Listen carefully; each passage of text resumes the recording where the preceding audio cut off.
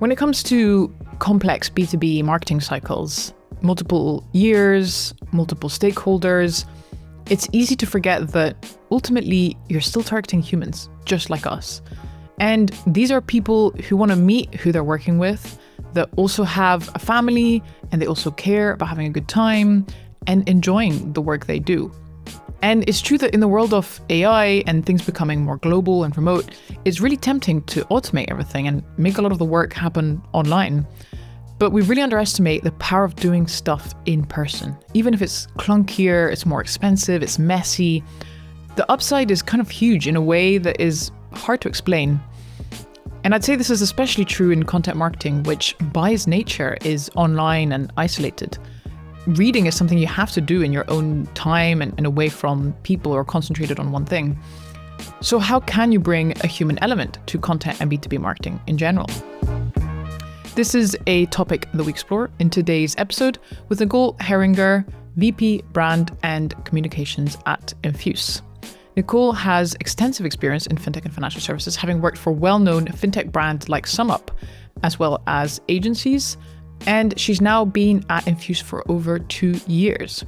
If you haven't heard of Enfuce, they are an issuer processor based in Finland, and they operate as a strategic partner for global payment card programs, with customers including companies like Pleo, MemoBank, and AllPay. In this episode, we talk about the role of content at Enfuce, where sales cycles are massive, their strategy of making snackable videos and distributing via LinkedIn, how they use the human element, how they introduce it in their marketing with dinners, through their podcast and their island, Enfuce Island. And then finally, how they incorporate their Finnish identity to stand out and how that helps them make connections. Enjoy the episode. Great. Well, I'd love to start with, tell me a bit about your day-to-day and what you're doing at Enfuce, and also how does content fit into that? How are you touching content on your day-to-day job? I think content is a cornerstone of what the Enfuce marketing team develops, whether that's video, whether that's podcast, whether that's blog, or even our webinar program. For me, my day-to-day usually is never the same day twice. It really depends what's going on, whether I'm filming with a team, sometimes in the Åland Islands or in London, or we're prepping for an event. It could be completely different. But the core of the week is always team check-in, curating what we're working on at the moment. What is our content flow right now? What's in edits? What's in ideation phase? And really making sure the pipeline of really great stuff is always moving. We're a small, but very mighty team. So it's a lot of alignment to make sure everything is going as smooth as possible. Mm-hmm. Nice. And we'll talk a little bit about what that looks like in practice. But before that, I'd love to learn, you're in a space where you're targeting high value companies, it's long sales cycles, it's quite a different world to targeting SMBs or something. And so what is the role of content when you're targeting these types of companies, and how does that fit into your wider marketing strategy? Well, yeah, this is a thing, right? The kind of work Enfuce does as an issuer processor. It's not a thing that you're just going to go online and say, I'm going to click and I'm going to buy one of those. Yep. Exactly. It's not the world we live in. The sales cycles are massive. But content is a central growth lever. It's not a support function. It drives inbound demand. It also is a brand builder for us. It supports the sales funnel. So it's absolutely crucial to everything we do in the marketing space, whether that's trying to educate people, whether it is trying to cement our brand proposition, or even in account-based engagement. Okay, so say you're getting started with a new target customer, what is that first point of contact? Does content play a role there? What is the typical, buying journey? Just so we understand a little bit what that looks like for marketing. It does vary from customer to customer and what vertical we're talking and how they find us. We're big on understanding that journey as it plays out customer over customer. They could find us at a show. They could find us by a website. It is a mixed bag, and it is using as many data sources as we can to figure out how it is they find us. And it is also understanding who really is this ICP and really making sure what we're creating, no matter what it is, it's relevant, it's high quality, and the information is up to date. So content for us is a massive team sport, not just within marketing, but beyond, right? It takes into account our friends over on the product team, really understanding what our friends in sales need, and making sure all of these dots are connected. Because if our journey internally is broken, the customer journey is going to look a hot mess. Yeah. Yeah, definitely. So let's talk about the types of content that you're creating, because it sounds like there's a really a wide range. You've got video, you've got podcasts, and there's so much to work on there. So what's the type of content that you're creating? How does that fit into that buyer journey? Is there one type of content that's specifically for the beginning, for example? And what are the channels as well where those happen? Yeah, exactly. LinkedIn is quite crucial to us, which is why we do generate a fair bit of video. But that video, of course, doesn't just live on social in an organic sense. It's also a sales tool. We have a short video format called the Mickus Minute, where our head of onboarding breaks down, his name is Mickus, hence the name, breaks down one of our offerings in 60 seconds or less. And when you think of things like bin sponsorship, it's a big, ask to say, hey, can you explain this? But that becomes great snackable content that works really well online, but also is something that our sales team can send out to prospects who are like, hey, I want to know more about this or this. Do you have something on the revolving credit proposition? So it is making sure that we have multi-use pieces of content. We are smaller. We're not a massive marketing team of dozens. So everything we do has to have a purpose, both to the business, but also to our audiences.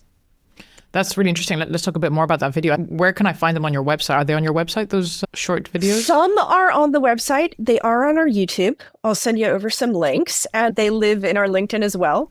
So we do a series of those. We've also recently started sort of a Mythbusters series, which is especially great. Our chief risk officer has been breaking down some different compliance myths, as well as one of our lead engineers and one of our co-founders talking about some of the trickier technical myths around processing in the cloud. We were the first to process payments in the cloud. A lot of people make assumptions about that. So we're like, why don't we create some fun videos to dispel some of this nonsense, right?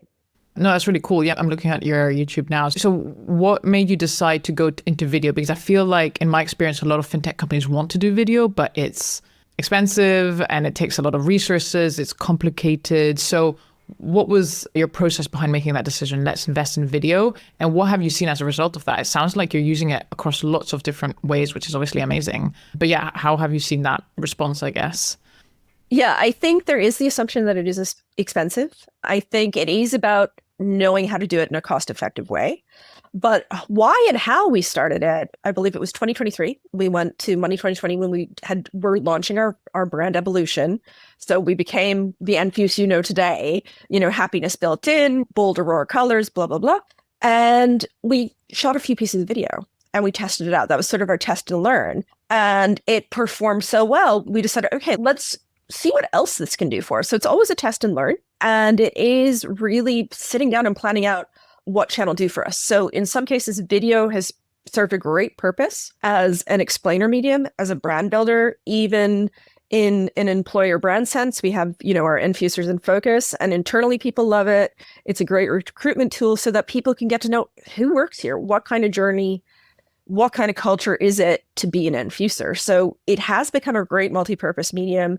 We work with an external video provider. We're not big enough that we have, a video team chilling in Helsinki or something, but we have found a really great way to be able to do that. We write the content in-house. We plan it quarter over quarter. So I always know when we're going to go film. And we're really lucky that we have some Enfusers who have spectacular charisma on camera. So that's a bonus, because I have been in places where I've tried video and it has failed because either you don't have the content or you don't have the people to bring the material to life. And that's the thing. I think part of our brand is that happiness built in, that approachability, and having the right people has also supported making video work for us. Yeah, very interesting. So it sounds like very multi-purpose, of course. Beginning of the journey, someone doesn't understand bin sponsorship, something like that. So that's really fantastic for top of the funnel. And then maybe once they're further down the funnel, you're having conversations with them. How do you encourage your salespeople to use video? Because this is a challenge I think a lot of companies have, which is there's all this great content. How do we get the sales team to push it or to use it? How have you managed that? It is keeping them informed. It is looping them in, but it's also developing content that is further down the journey. We have started some what we call narrative case studies with our customers and partners that are a bit further down, where we will sit with one of our customers. For example, we recently did one with Octopus Electroverse and with Shuttle, where we explored the relationship. So it's a 4-chapter video, so you can watch each individually. And one is hearing from the customer, one is hearing from our co-CEO, Denise, about what was the challenge being solved. And there's also one where they will speak side by side in the same as a conversation about were there challenges? Because we're not the brand who's going to pretend everything's perfect all the time, but we will solve challenges and we are great at collaboration. So we bring that out. We wanted to bring something a little different to that lower funnel piece that still had personality and also gives people that aha moment like, oh, okay, this is what it's like to actually work with Enfuce. This is how they're going to solve for X, Y, and Z. So it is that way. And actually the narrative case study came out of conversations with our customer success team and our sales team around what do they need? What do people want to hear when you're in discussions with them? So we've recorded 4 of these so far, and it is a test and learn before we do the next batch to see what resonates and what doesn't. But so far, so good. So it is also figuring out with each medium how to bring it through the funnel, and also what can you do with each piece of content. So those narrative case studies can also become fodder for building out blogs and written content. So again, being small and mighty, you have to leverage everything you have in the toolbox, right? So if you have great video, what can we do with it? You have a great podcast recording and a transcript. What else can you build with that? Yeah. I watched the one with Clio, and I was also quite impressed with how detailed it was and how they were willing to say, yeah, there were issues, but we were able to handle them. Because ultimately, everyone knows there's problems with every product that you buy. It doesn't matter if you buy on Amazon or whatever it is. And that's just the natural way things are. So instead of like hiding away from it, you're essentially saying, it's okay, we can talk about it. And I think in a way that kind of breaks down barriers. Would you say that's right? Absolutely. We pride ourselves on being straight talking and no nonsense. And that also includes being honest. Yeah. So I thought it was really cool that the case study. So I agree. I think it makes a lot of sense. And especially with something that's such a big integration, like issuer processing, like this is not a 3-month integration. This is like multi-year sometimes, right? It's part of the product of your customer, right? And so there's a lot of, I guess, risk in the sense. And so seeing that other customers have implemented it and all that is a big part of like reducing that risk and feeling more confident. So it makes sense that case studies is a really big part of that. Okay, so we've talked a bit about video. So lots going on there, which is great. And I think what you said as well, which is interesting, is you kind of start with, I guess, the channel or the type of content that is the hardest to do in a way, which is video. And then from there, you can kind of waterfall and repurpose it into lots of other types of content that is like a little bit easier. Because turning an article into a video, that's like a lot of work. Whereas turning a video into an article is a lot less. So it sounds like video, I don't know, tell me about your thinking there. Do you kind of start with video and then work your way through everything else? Or what are some other channels that work alongside that? Video definitely flows easily into written content, especially with AI tools. The other one that lends itself nicely to that is, of course, podcast. Sometimes in a reverse way, I'll read something that, for example, our product marketing team has produced, and I'll get super excited. I'll be like, we need to do a podcast about this, or we need to do this. Or, we're very much those yes and people where we'll be talking about content. We have a monthly content council where everybody reviews what they're working on. And you get those really great magic moments where you're like, ooh, okay, I'm filming over here next month. What if we bring in whichever customer, we're going to talk about this? Because we always want to sort of layer it, right? To make that journey as round and whole as possible. So sometimes you can do it in the reverse, but in terms of planning, sometimes the video does come first or the pod. Yeah, makes sense. Well, and this brings me on to nicely to like strategy. So walk me through a bit of your process in terms of creating the content strategy. And that's not just written. I mean, that's across everything, because it sounds like there's a mix of flexibility every month, but also do you have an overarching strategy? How do you think about that? Quarterly, we have sort of a playbook of what we want to tackle in terms of themes and topics, key points, stuff we want to dial up or dial down. And that's when it gets really collaborative across sales, across various subject matter experts. You can't do the kind of content we do without speaking to the people who really know everything in the weeds. I will never proclaim to be a bin sponsorship expert, but I know who the people are that I can call up and have a chat with, right? And that's what's really important. But we go through a quarterly planning cycle. We refine monthly. We, of course, do monthly reporting to see what works and what doesn't. Because just because video worked for these short little product explainers over here doesn't mean the next format's going to work. So it is a lot of testing and iterating for us, because the thing is that we're not in the position that we can afford to keep generating content if nobody's seeing it. I can make the most beautiful artistic thing in the world.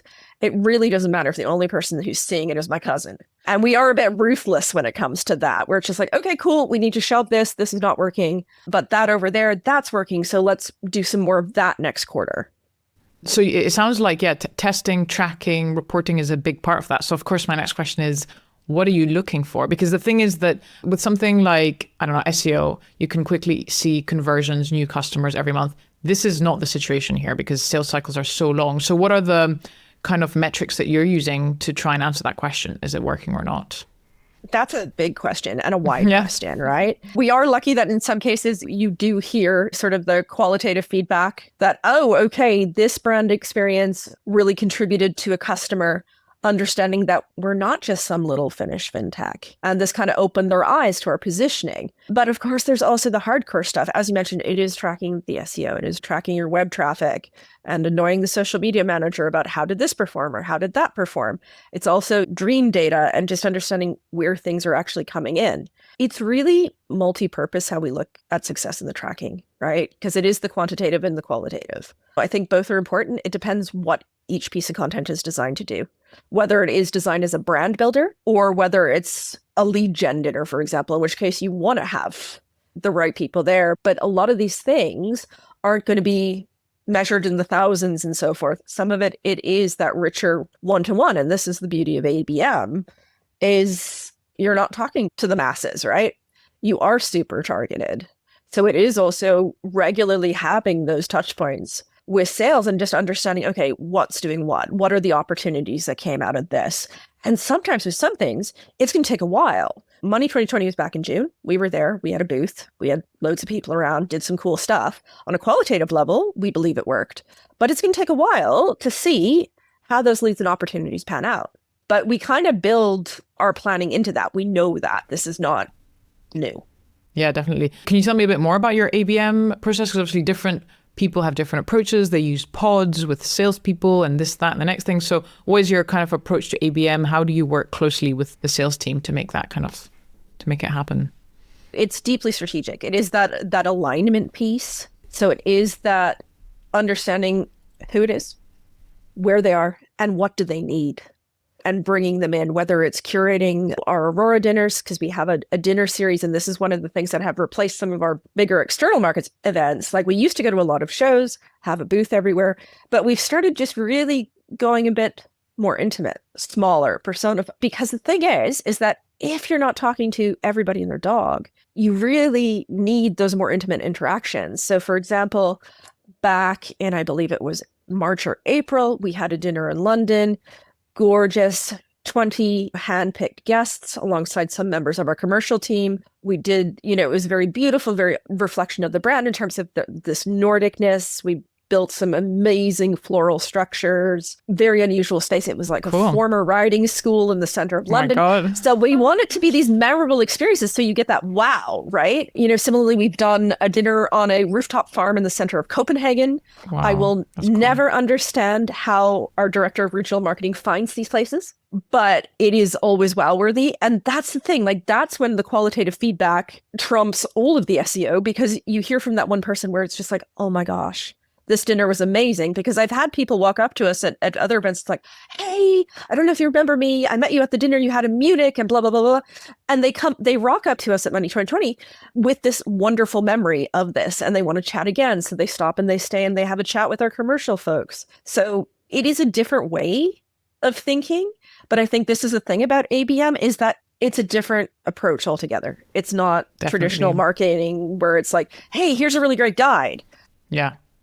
No, totally. And I think this theme came up again and again at the conference where you spoke a few weeks ago, that especially with AI and I think just remote work and just technology in general, more and more people are craving in-person or human kind of interactions. And so the dinner stuff, I've heard a few people or companies also do this more and more. And they're saying that similar things, which is it's working really well. And I think it makes a lot of sense because ultimately, to stand out a little bit from everyone else, you kind of have to build that human relation. And that's by, at the end of the day, people you're targeting, no matter what their title and no matter how senior they are, they're still people who love to go to a nice dinner and speak with other people in their industry. That's not going to change ever unless we start targeting robots, which is another conversation for another day. Oh, gosh. Which could happen as well. But for the moment, they're still humans. And why not lean into that human side of things? So I think it makes a lot of sense, and it's really interesting and cool how you're doing it. Would you, just out of curiosity, like, would you use those dinners as a way to maybe start? Imagine you've got a new target customer that you want to acquire or start working with. Would you use those dinners as a way to, like, the first touch point? What would you say is the best first touch point that you've seen works in these ABM programs? Oh, gosh. I don't know if it would necessarily be the first. Okay. I don't think we would just ring someone up and bring them to a dinner. I think this is where the dynamic working with sales is really important, because they have to tell us where somebody already is in that journey, right?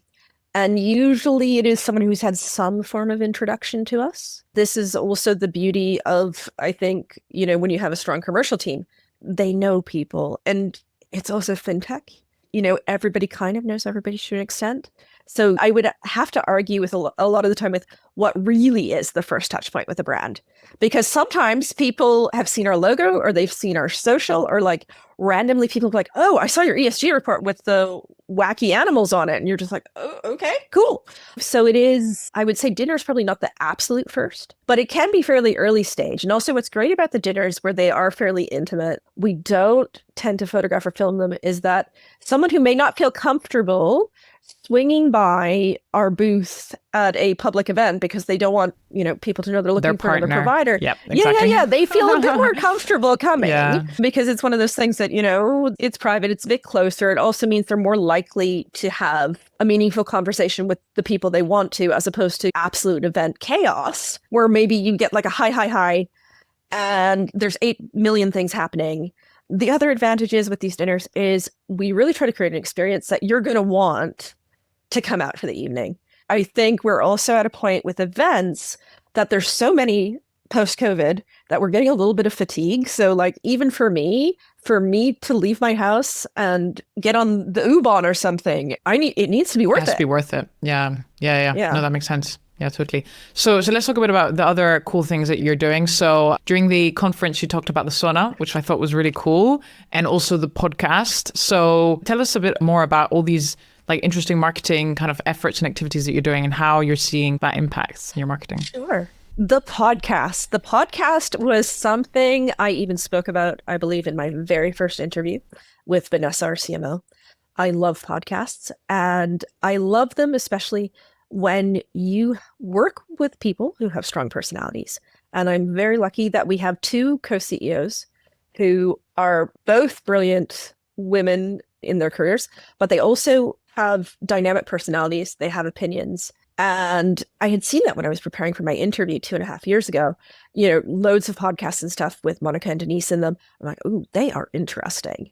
And I had pitched, what if we did a podcast? And sure enough, after I was hired a few weeks in, I had pitched this as part of my first thinking about, like, what am I going to do with this brand, with our comms? And Denise said, can I host it? And it kind of started out that way. And then we started ideating around, what does the show look like?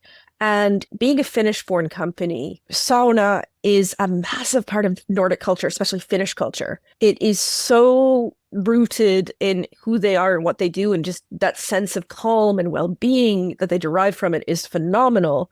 And it kind of became, as we were moving towards that first Money 2020 we were doing in 2023, with the rebrand, was, what if we have a sauna studio? And you talk to your event provider and they're like, we can build that. Kind of wacky, kind of fun. And it kind of became our thing. And of course, saunas are hot. And then you kind of, tease it out a bit. And you're like, okay, in the hot seat, this kind of works. This feels like us. I see. Yeah. And, where we had gone into that very first event with the podcast, we hadn't rebranded yet. Nobody really knew who we were. I feel like at that point, we we're still the best kept secret. It was painful to get the first guess, because people are like, Enfuce? What's Enfuce? And then we kind of rocked up with that big booth with the sauna studio, and people would come see it. And it's authentic to the point we have a real Finnish stone oven in there, and the pine boards, the whole thing. And, we started with a few customers coming by. We had someone wonderful from our customer, SEB Embedded, who came by and was one of our early guests. And so we started there. and we released the episodes. And after 6 to 8 months, you had listeners all over the place. You had listeners from 20 different countries, which is crazy to me. It happened quite quickly. It evolved wonderfully. And then you start getting more and more guests. So the next time you rock up to Money 2020 the following year, you have spectacular guests. You have Lita Glyptics coming by. You have David Birch coming by. And all these wonderful people in the industry who top of their game, wonderful voices, wonderful opinions. And yeah, it kind of just evolved into its own thing, its own show. Again, we recorded again this year, more spectacular guests. And then in between, we also recorded some of our own events at one of our dinners in London. Partway through the evening, we had a podcast recording as sort of the entertainment portion of the dinner. And it was cool because those 20, 25 guests got to listen in before that episode was edited and put out into the world. So it's kind of exclusive. We do a unrecorded Q&A in that case. So it's a bit of a special episode when we do those ones. Nice. And how have you seen that impact on your marketing or on your brand overall? Do you find that it's easier to open conversations or maybe build that trust? What have you seen has been the positive impact? It is definitely a door opener and a little bit of a sweetener, if you will, because sometimes if someone's in conversation with you, whether it's a potential partner or a prospect or just someone you want to position yourselves with a little bit more, it's always wonderful to say, hey, do you want to come be a guest? And it keeps the conversation rolling, right? And this is also why some of our interview-based video series works really well, because people can, pop on by. And that's also great with existing customers and partners because you keep that relationship warm and cozy. They know you value their perspective, their experience, their position in the industry. And, it's just a nice moment to reconnect. So yeah, it is a door opener.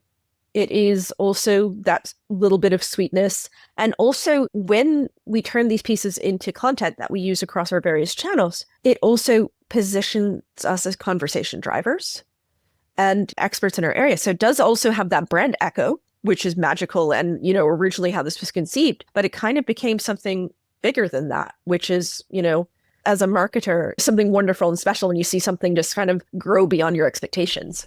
Yeah. And one thing that I'm hearing, and I'm seeing this as well across many companies, is the importance of having, because you have so many different kind of channels, activities going on, you've got the video, you've got podcasts, you've got reports, it allows you to have lots of these different touch points and engage your prospects as well as current customers. How do you manage that with a lean team? Because I think that it's great. I think lots of companies would dream to have a podcast and to be able to do all this. But then I have a few friends who have started along this process and then they're like, oh my God, it was so much work. It's just really hard. So how have you managed that with a lean team? And I'm curious also to hear how you're maybe using AI and all that to improve those processes. This is really where it comes down to ruthlessly prioritizing what you're going to do and understanding what value things will have. Because maybe if we are shorthanded at the moment, we can't do as many videos this quarter, or we can't do this. But what we do choose to do, if we believe in the purpose, we find a way, right? And this is where our friend AI is magical in terms of helping you up the creative output in a massive way, in terms of not just generating slop content, because that drives me insane as someone who consumes a massive amount of media. Nothing drives me to distraction more than when I'm like reading something like, ooh, you did not write that, my friend. You just stop reading, right? Because you're exactly. And you kind of roll your eyes. And then also when that happens, you don't go back to their content. You're just like, ew, okay, no. So we use it more in some cases, AI as an idea generator in terms of what are top topics in compliance. And then we refine that out and we work with internal experts to figure out, okay, how is this relevant to us? Is this actually interesting or is it a bit basic? And refining the topics, refining what we do. AI is also absolutely magical for someone like me who's highly visual, but maybe if I'm pitching something to my CMO, she can't see inside my brain, which is probably a good thing for everyone. But it helps me be able to bring something out. When we were doing creating a stand for a show, I had a very specific idea in mind. And I'm explaining to her the various references, which kind of sound absurd when you say them out loud, which was like Nordic and Scandinavian design, a little bit of Comme des Garçons, a little bit of Apple Store, but also folky Nordic cabin. And, this woman is looking at me like, is she okay? But what I did was sat with the AI tool and started putting together a few references and I built a mood board. And then it turned out, oh, I get it. I love it. And then when you show that mood board to your stand designer, they're like, oh, okay, I like it. This is how it actually can work in real life. And then, of course, a few months later, there it is. And it actually does look like what started off as a flash in the back of your mind. And when we didn't have those tools, a lot of things got killed early on in the creative process. So, it does help ideas come into the world a bit. It also helps take transcripts, make it into magical blogs and so forth. But I still stand by the fact people still need to intervene and review it and make sure like it feels like people talking to people. Because I think if we overlook that for the sake of speed and just like churning out more, it doesn't matter. You've made empty words. Yeah, definitely. I think I was going to ask you about reports actually, and also webinars. I know you do quite a few, and it's interesting because depending a little bit on who I talk to, some people are like, webinars they work really well for us. Others are like, nah, not so. We stopped doing them. Reports, same. For some people, it's like works really well. So I'm curious about how have both of those worked for you, but also how do you make a report that's genuinely interesting and useful and not just, I don't want to say AI slop, but a lot of it is generic and like very high level. And we help our clients create reports and stuff. And so that's what we're always trying to avoid. But yeah, what are your thoughts on that? And how are you making those two channels work, I guess? Yeah, so I'll start with webinar. Webinars have been working well for us. We have started doing them again quite heavily about a year ago. But again, that is based on, a need that was identified alongside our commercial team and our product marketing folks to understand what could we talk more about and how do we bring this to life in an interesting way.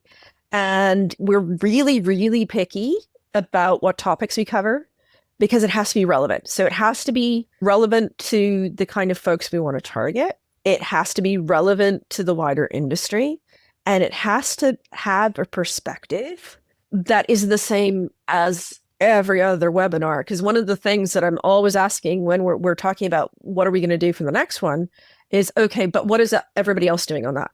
If we're doing something compliance related, we can't do the same thing that you are doing or, whoever down the road is doing, because why would I attend yours? And, it is standing out in the sea of sameness and having those conversations that matter. And also making sure you have the right people. I've been to so many webinars over the years where wonderful, knowledgeable people, but not the most engaging. How do you do that then? How do you encourage your speakers to be engaging? It's not even encouraging them. It's also making sure it's people who feel comfortable in that format. Not every format is for everyone. Some people, they're great at giving you a wonderful interview that you can turn into a blog. Some people feel comfortable doing something like this. Other people, they love stage. They don't want to touch video. So it is working with your stakeholders who are also your spokespeople on what is the right medium for them. I encountered years ago someone who literally, when you put them on camera for something, they look terrorized. So you're just like, whoa, okay. This is why you can't just say you're a senior in a position and you're an expert. Let's just shove you in front of a camera or shove you on a panel. No, you have to be really mindful that different things work for different people. Yeah, definitely. And the other one was reports. Any thoughts on that? Yes, reports. Reports are great in that, it is that like deep dive. I feel like once you're through the door and you want to know more and more and more and you want to get super granular, they're wonderful. But only if they're tailored to the right audience. Because I think there's nothing more frustrating for your audience than they download the thing, they're looking through it, there's like, however many pages, they don't find what they're looking for. So it's really understanding what kind of questions are sales being asked? What kind of questions do the solution consultants hear all the time? What is really like bugging the customer that they need to know about? And also even understanding on the product and solution level, what is the nitty gritty? What is the value behind this? And why do we need to talk about it? And we are not in the position that we can make 100 different reports. So it is cherry picking what matters the most to us right now. So if our priority is looking at the fleet and mobility or the banking vertical right now, then what content do we need to pull this quarter and put together? So it all complements each other. We try not to do a regurgitation of same. Whilst we will use one piece of content to level up the other, it is trying to do it in a smart way. So that if you read all the same things about one of our fleet products, for example, there's always a little something extra for you with each part of the journey. So you don't feel like, oh gosh, I listened to that podcast and then I got the report and it was the same thing. Like, what's the point? It is that you want to avoid content fatigue. And I guess that's a counterpoint to the whole repurposing. Like, it's good to repurpose, but also make sure it's a bit different, no? Exactly. It is that. Well, that's when curation is important. And that is where you understand, what am I really saying? What is each piece doing in terms of value? Is it meeting, the audience at eye level, whether that's a prospect, whether that's an existing customer? What are they getting out of it and why? And also speaking to them to see, hey, how was that webinar? How was that? What did you take away from that? So how do you get a bit of that feedback back? So obviously curation, selecting the right topics, that means having really strong understanding of your target customer. What does that flow look like? Are you talking regularly to your sales team? How are you getting feedback from your customers and prospects on what they like? It is having those conversations. It is being close with the folks in the commercial organization. That is absolutely critical.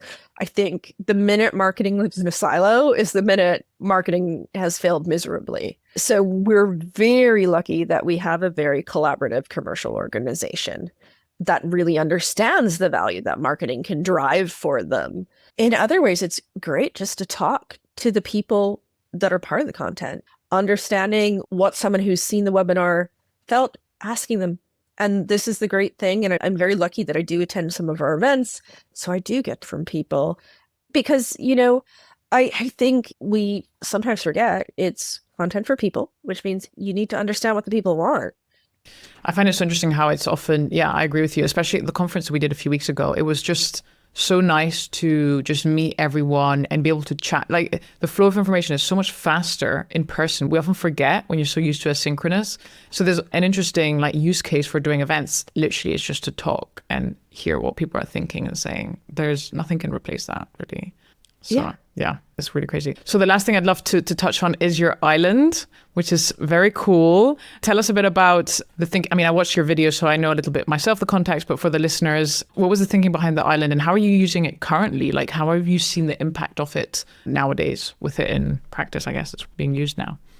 Yes. So Enfuce Island is an actual physical island in the Åland archipelago. So Åland is an autonomous territory that is geographically between Sweden and Finland. Sorry, just explaining it because a lot of people have no clue where it is I'm talking about. Several of our co-founders are actually from there. We have an office in the Åland Islands. And there was this magical moment last summer when Vanessa, our CMO, was at the management offsite. And they had visited Veuve Clicquot, the champagne brand, has an island down there.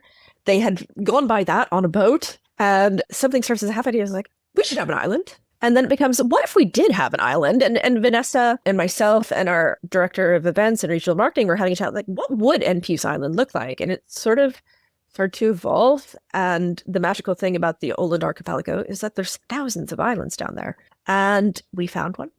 And we kind of have built this magical place that is really the embodiment of Enfuce culture, which of course is sort of has that Nordic touchstone. So the island has a sauna house, it has a little cabin, it has loads of space for communal dining. It is absolutely breathtaking and beautiful. I spent a few days there back in May, and awestruck would be a great way to describe the experience. But in terms of what it actually does for business, not just a cute thing that we have, it's a space for workshopping and developing relationships sort of at the next level. So we have some customer visits planned, some partner visits planned. One of our teams had an offsite there this week to sort of build out their roadmap. So it is a place, I think, to level up your relationships, your thinking. It's not just a place to go have nice times. It is absolutely beautiful. So yes, you will have a nice time if you go. But it is a way of taking experiential marketing to a whole other level. There are guests that will be coming to the island this summer who have possibly never been to the Nordics, but certainly have not been to the archipelago, certainly haven't experienced this sort of Finnish cottage culture of just sort of going away from it all to a private special place where you can think, where you can talk and have conversations that you might not have.